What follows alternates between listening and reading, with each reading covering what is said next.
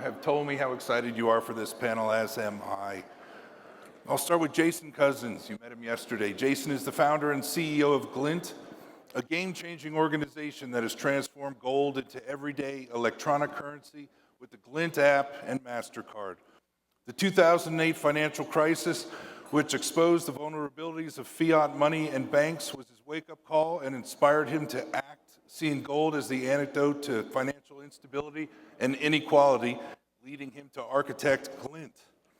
Glint has now over 200,000 registered users and holds 2.3 tons of gold. Glint is revolutionizing the way we think about money and value. Please welcome to the stage, Jason Cozens. Good to see you, brother. Next, Lynette Zang is the founder and CEO of Zang Enterprises, a company which focuses on developing community and a sound money system globally. After her experiences in the banking and the stock markets, Lynette intensely researched historic global currencies and their life cycles. This led to the uncovering of central bank corruption and the ongoing exposing of Federal Reserve data and her prediction of the Great Recession following the housing market crash in 2007. Although Lynette was one of the first to speak about the reset on YouTube, this has now become the known agenda for the World Economic Forum's Great Reset, and it is now discussed at great length by the entire economic education ecosystem online. She's the host of the Lynette Zang YouTube channel, where she creates multiple weekly videos to help expose the hidden truths which underlie complex financial and economic systems. Please welcome Lynette Zang. Welcome. Finally, but not least, Andy Schectman has been a prominent figure in the financial services industry for more than 33 years, during which he has served as president and owner of MilesFranklin Precious Metals. Prior to starting MilesFranklin in 1989, Andrew became a licensed financial planner, specializing in Swiss franc investments and alternative investments. At MilesFranklin, a company that has recently eclipsed $9 billion in sales, Andrew has developed an operation that maintains trust, collaboration, ethical behavior, superior customer service, and satisfaction to better serve their clients. Please welcome to the stage, Andy Schectman. Thank you, sir. Well, I know how excited everyone is. There's a lot of intellectual horsepower on this panel. I'm going to start with one question for each, same question for all of you, and maybe we'll start. Yeah, you want to start? We'll start with. Are we using this now? I believe so. Okay. Hello, work? Can you hear me? Yes. Okay, cool. We'll just pass it along, but let's start with, how do physical precious metals fit into the digital world? Well, they didn't until I had the idea that they should. Look, I think that what is digital? I mean, it's just really a communication system, and I purposely actually kind of shied away from using the phrase digital gold, for instance, because it kind of implies that it's not gold. You know, I tend to say it's, you know, using gold in electronic payments, because really all we're doing with, for instance, with Glint, with the app, is it's just a medium, a secure medium to get instructions from our clients. We're just the custodian and the servant of those customers, and if they want to buy some gold, 1 cent's worth of gold, or sell it, or if they want to send it to somebody else, or they want to use it in a transaction with a MasterCard, they're just using that as an instruction. So fundamentally, the word digital, I think, sometimes can confuse things. We're talking about physical gold, certainly with Glint anyway.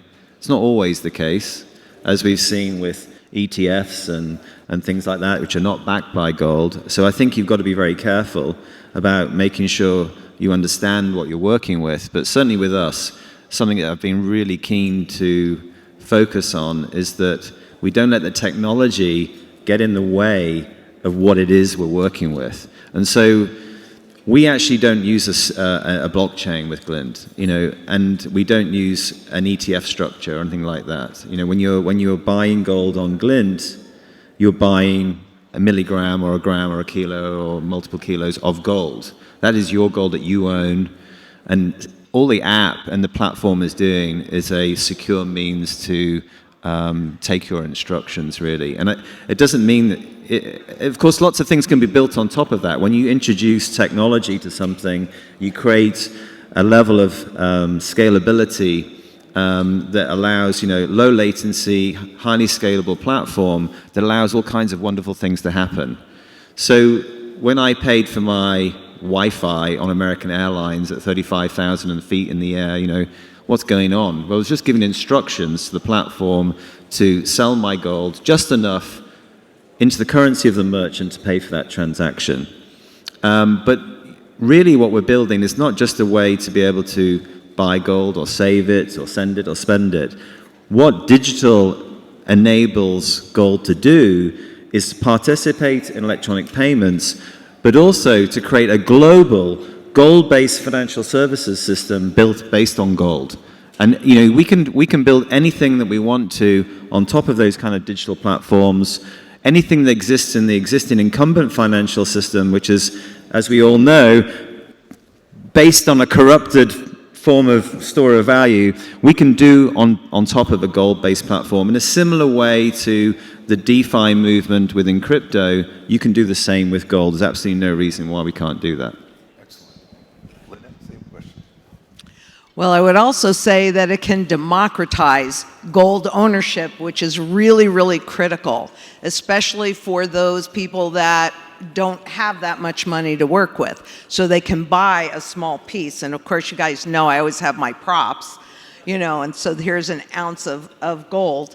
But in the digital world, that's the direction that we're going in. And so we have to be able to commingle the two. And what it really does is it keeps money honest in any form. And that is what is critically important to me, is sound money platform. So, we have to move along with the times, and there's a lot of wonderful things.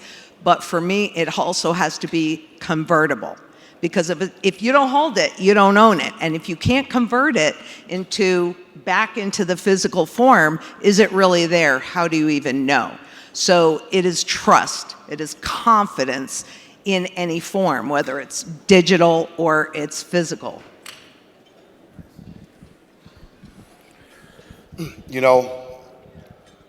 I've always had a problem with the adversarial relationship between the crypto camp and the hard money camp, because to me, they're very symbiotic, and we should be, instead of adversarial, it should be a complementary situation. But what really pushed me over the edge was a man that I find to be one of the smartest I've ever encountered, and his name is Zoltan Pozsar. And Zoltan used to work at the New York Federal Reserve, and now I think he's at UBS, I forget, but his explanation of where we are right now in history, he calls it Bretton Woods 3. Bretton Woods 1 is when we took over for the pound sterling at the end of World War II. Bretton Woods 2, I guess you could say loosely, is when we became the petrodollar. And arguably that is that's something that is debatable whether or not it has long legs left in it. But Bretton Woods 3 is a system that he said would be defined by transparency. To me, that's blockchain. That's perfect segue into XRP.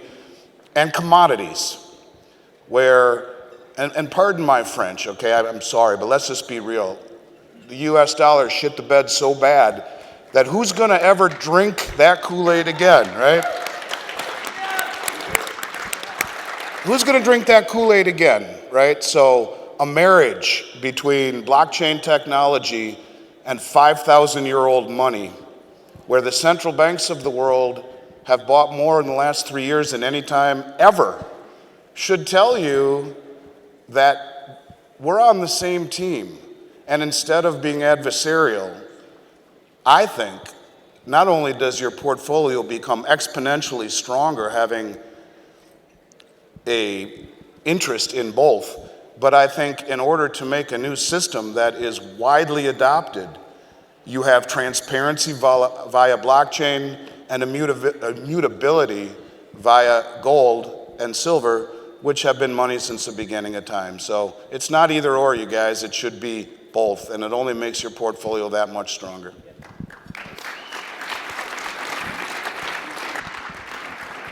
Lynette, how does the digital system support building community? Well, it's global, and we have to go global, and we have to have the ability to come together. So really, the digital system would really support the global community, which is critically important right now as we transition into a new social, economic, and financial system.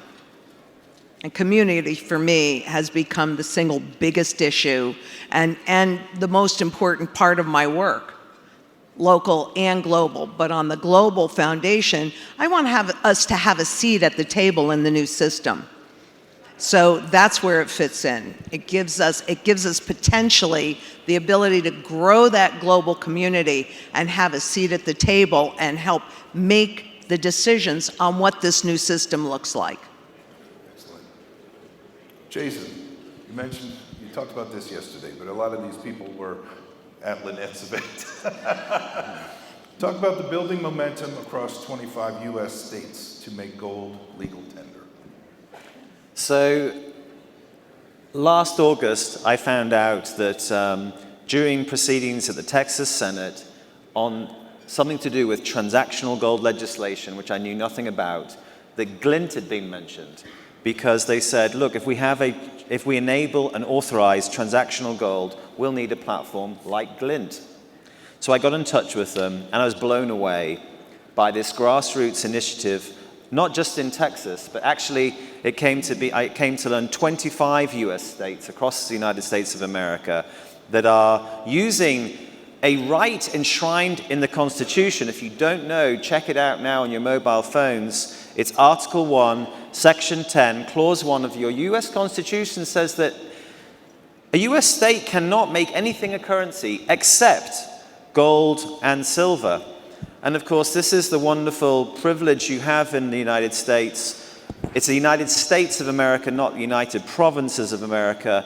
The states can keep the federal government in check, and I think I see the states suddenly waking up and going, we're going to use our powers for once and actually push back on that's happening. And you know, government that's closer to the people, I think, is better for the people. You actually have the tantalizing possibility in January, February, and March of next year to get behind the legislators, some incredible treasurers. There's some, in some states, governors and lieutenant governor support for this. You guys have the opportunity right now, this is happening now, to actually vote in a sound money currency. Isn't that what we've been waiting for? Yeah. You have the right to, you have the ability to do it, and it's happening, and it's going to happen faster than you can think. January's going to be here so fast. And this is real. This is really, really happening. But I mean, you might be thinking, well, if Glint exists, for instance, why does the state need to get involved? Well, we've all seen what the federal government and federal institutions can do. Our friends at the SEC and their ability to interpret laws or make them up as they go. The states need to, number one, protect the rights of citizens to be able to use gold and silver as money. And secondly, by authorizing it as an official currency of the United States of America, I mean, it's going to send shockwaves around the world. What it does mean is that the IRS should not be able to charge capital gains tax on your sound money just for keeping its purchasing power. A question for all of you. You know, we're all investors. Our investment thesis is evolving all the time. What percentage of our portfolio, or what percentage of your portfolio, should be precious metals, and explain a little bit of the logic behind your number? Let's start with Andy, please. I think you work backwards from the reality that everyone talks about a $34 trillion debt. Let's put that in perspective. 1 trillion seconds ago was 31,688 years ago. So when we talk about how big the numbers are, they are unobtainable. You'll never fix them. And that excludes the unfunded liabilities. Medicare Part B is over 90 trillion underfunded. Medicare Part D, the prescription, 22 trillion underfunded. Social Security, 77 trillion underfunded, and that excludes military and government pensions and all the entitlements. We are broke and we are insolvent, and we are going around the world weaponizing the dollar, saying, you can do this, but you can't. We can do whatever we want. We can give money to the Ukraine, but China, if you give 1 penny to Russia for their war machine, we will sanction you, your companies, your banks, and even Beijing itself, so don't even try it. And so what I would say to you is, it seems to me that the dollar is in a state of terminal decline, and I'd work backwards from there. To me, gold and silver are not an investment. When I started my company 34 years ago with my father, he said to me, there'll be one rule or I'll fire you. All right, I'm 20 years old, what's that? He says, you'll buy some gold or silver every 2 weeks when you get paid. So when I talk about gold and silver up here, you guys, it's not an investment to me. It's money, it's wealth. It's wealth that's outlived 2 world wars, German hyperinflation, the Great Depression, every pandemic, and anything the world's ever thrown at it. And ask yourself, is this world a little messed up right now? Is this world a little bit different than it's ever been? Is what's happening around the globe and within our own borders scary? I mean, it is to me. So I'd work backwards from there and say, what exposure do you want to a system that is in terminal decay? What exposure do you want to a system that you will never, ever normalize your balance sheet? So what are the options? Inflate, default, or maybe find a villain? And that villain would be Xi Jinping and OPEC and Putin. And how could they do this to us? That's debatable. But the point of it is that I think we are at a road where if you are not a contrarian, you're destined to be a victim. And if you're fully invested in dollars, you're destined to go broke. And so the marriage between blockchain technology and gold has never been more important to really think about on a deep level. And for me, if I told you how much gold and silver I owned, I'd probably have no credibility. But I'll just simply say this to you, that I have far more comfort in having far more gold than any so-called financial advisor would say is prudent, than being invested in dollars that continue to lose value and lose respect around the globe.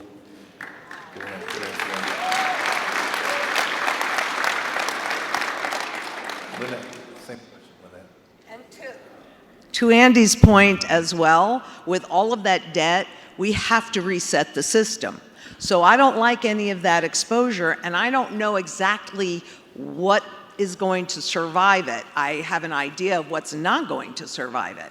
So 100% of my wealth goes into food, water, energy security, barterability, which is silver for me, gold, which is wealth preservation, community, spending time with helping build the community, and shelter.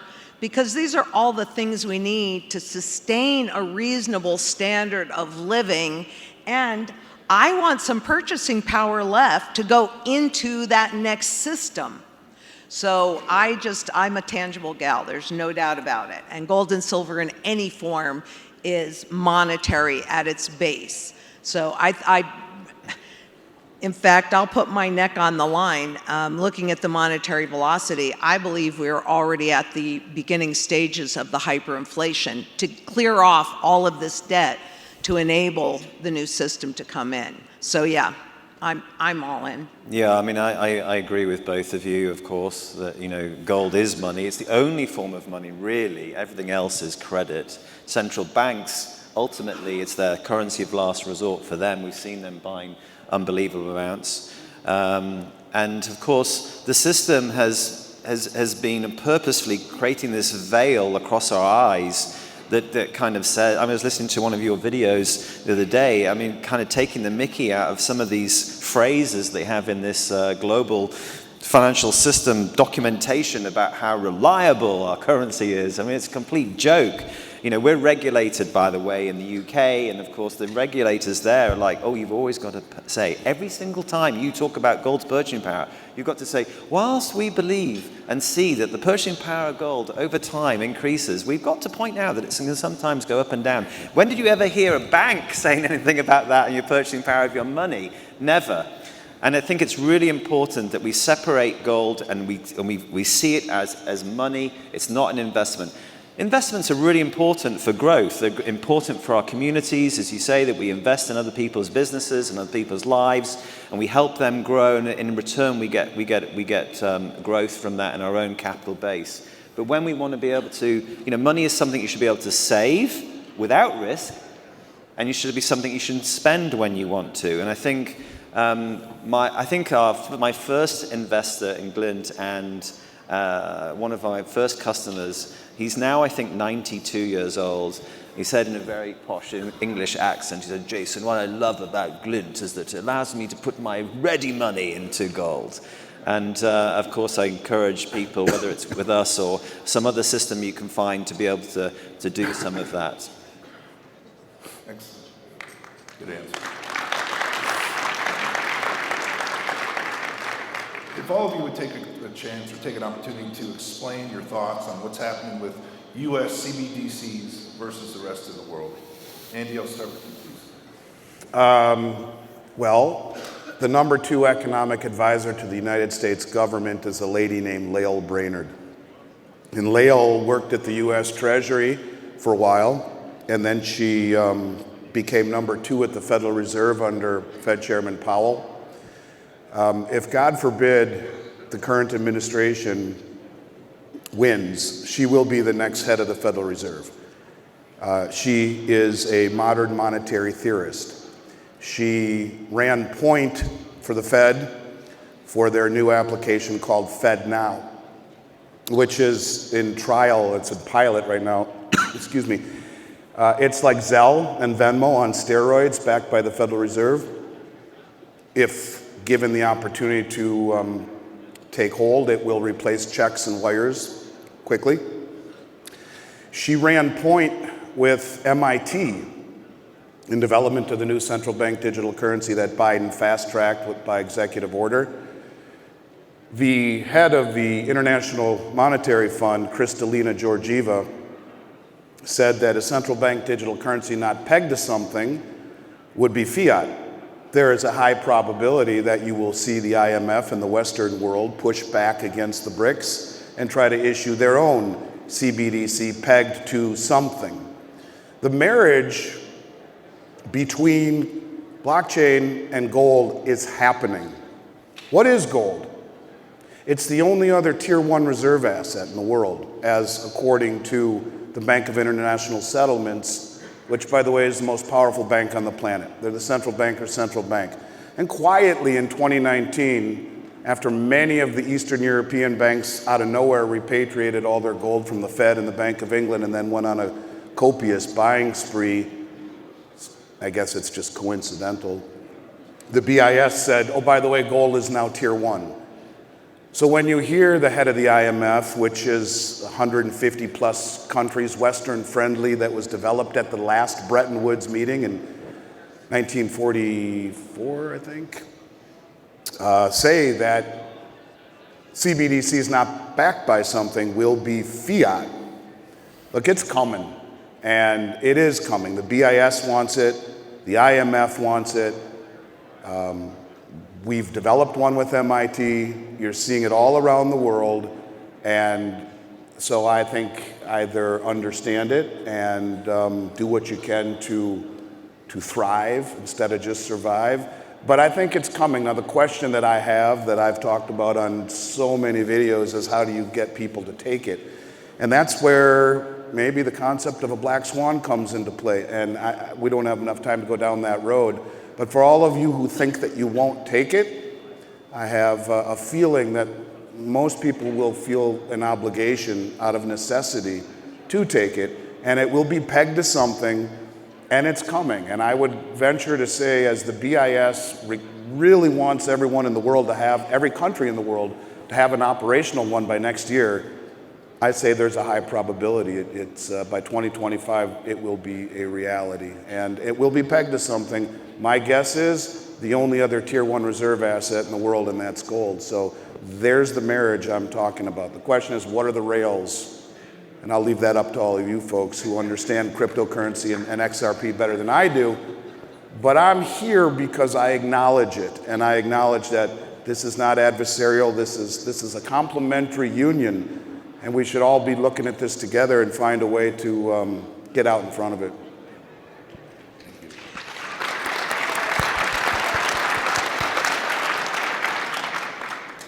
Interestingly enough, the Federal Reserve just issued a report recently asking that same question and kind of coming to the conclusion that maybe we didn't really need to do a US CBDC.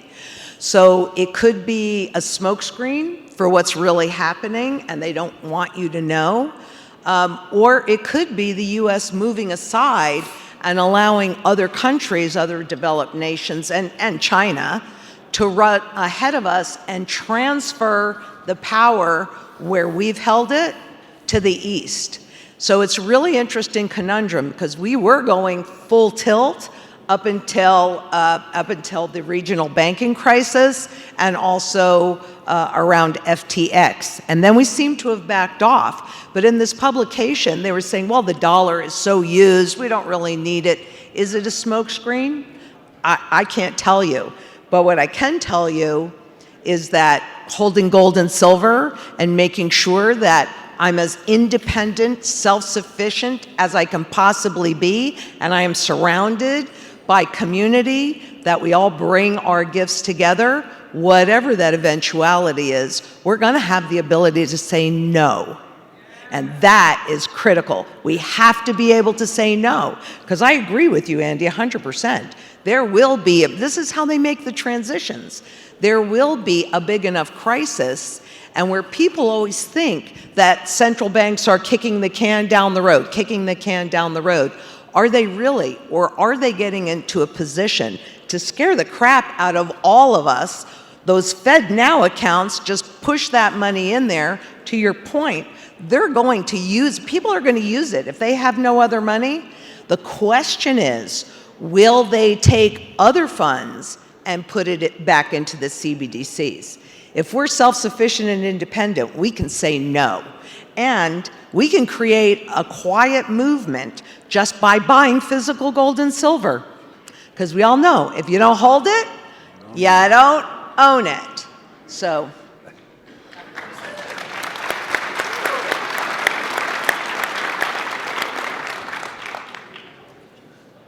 And you both talk about choice and voting with your feet, and I think is what's really important is that we have interoperability with the different systems. Yes. You know, there'll come a point where we won't want to accept dollars for gold.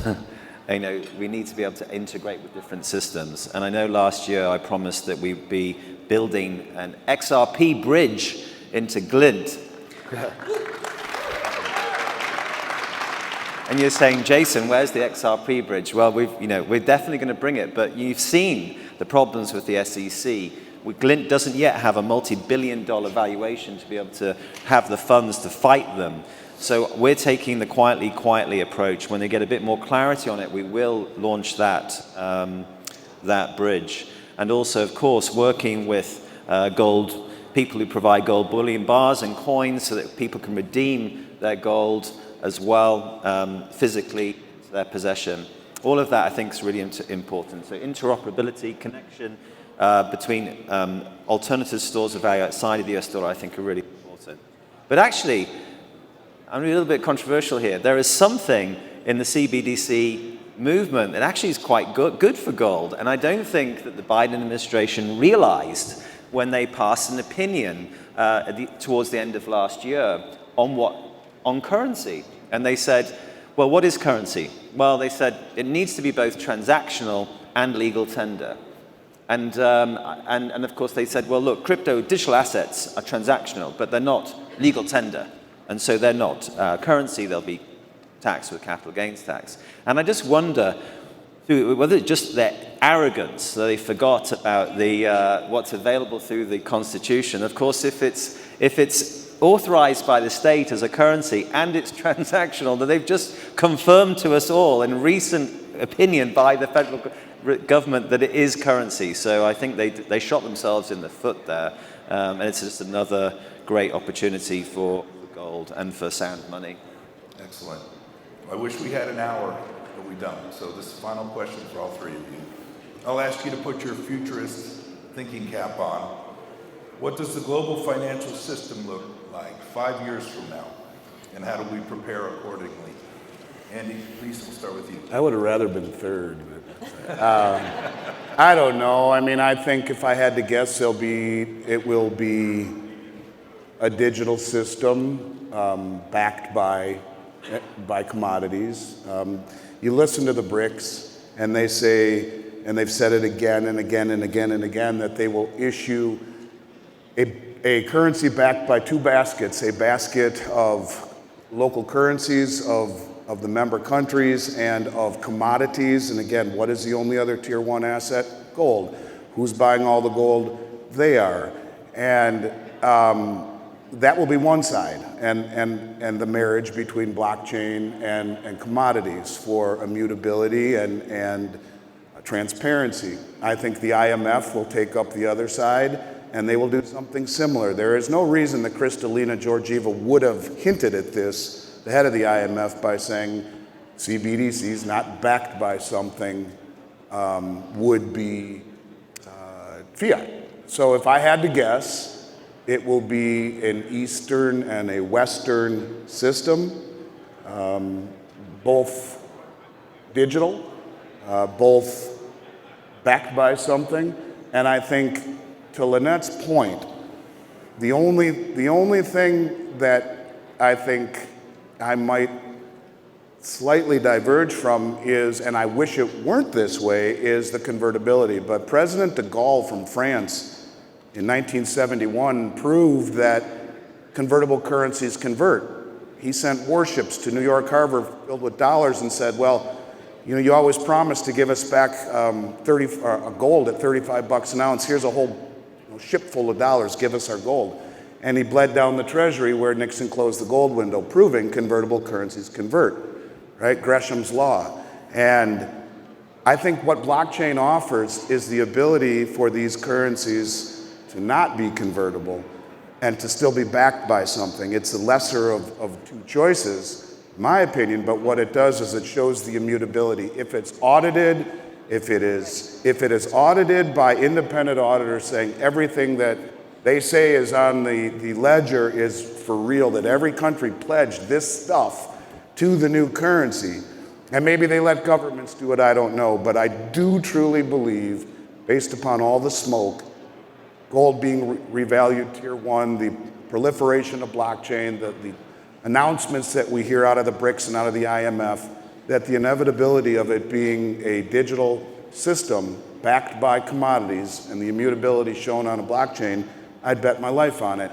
The question is it East versus West? Are there two systems? That I don't know, but the system that we know, the dollar bills in our wallet, I believe will be hanging in a frame Smithsonian as an example of what was, probably before all of us are gone. So that would be my guess. Thank you. You said 5 years, right? Yes. Okay, well, I don't think we're going to be through this in 5 years. I think in 5 years, we will be still heavily in a hyperinflationary position, and a lot of people are going to be hungry, and a lot of people are going to be hopeless. And I wish I didn't feel that way, but I built my barterable portfolio for 10 years. Now, if you ask me 10 years, that's a different answer. But these things don't happen, these transitions don't happen easily.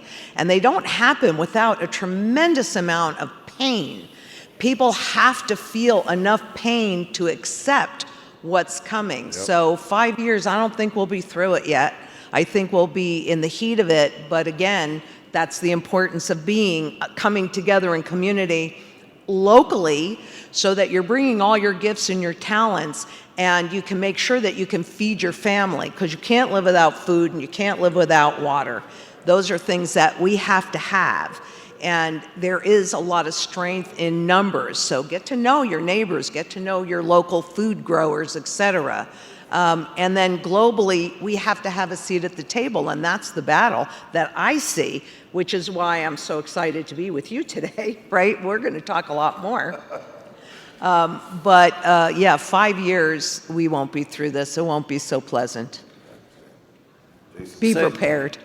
Yeah, so we've got to look at what might be going on. I mean, I talk a lot about a polycrisis that we're in, but I keep having to put new things in the top of the funnel. So, you know, we've got CBDCs, we've got inflation, we've got geopolitical risk, we've got bank crisis problems with the system. We've now got, I've added in quantum computing into that because that has the possibility to really disrupt everything that we're doing in the digital, and the web, and encryption. We've got all kinds of challenges. AI is going to dislocate jobs and people's careers. I'm from a place, a very poor part of the UK, where shipbuilding and mining, stopped.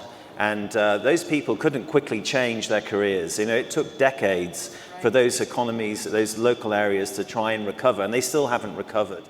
So it looks pretty bleak out there, but I always believe in a glint of hope. That's why we called the company that. And, you know, I believe in you, I believe in myself, and I believe in my colleagues and friends. I believe that actually the answer lies with us. It aligns with our choices. It aligns with our actions and what we believe we can do. Even the people just in this room can make a huge difference to the world. Yes. You all could create your own technology systems, your platforms, your businesses. Let's work together and let's make sure that it is a bright future for our children. Yes. Ladies and gentlemen, Andy Schectman, Lynette Zang, Jason Cozens. Thank you very much.